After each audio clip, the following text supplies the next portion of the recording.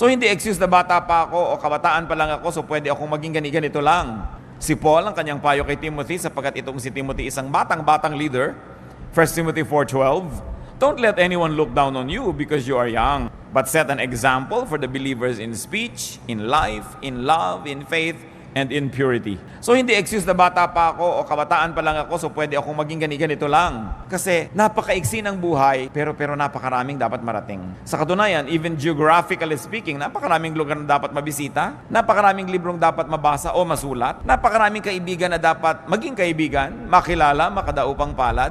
Maraming karanasang dapat maranasan, pero kung umikot na lang ng umikot ang iyong buhay sa the same karanasan every day to the point that you're bored, then you are cheating God who created life. Sadly, you are cheating yourself. Ang buhay dapat laging may bagong nararanasan, may bagong nalalaman, at may bagong mga applications na nalalaman at naia-apply sa buhay.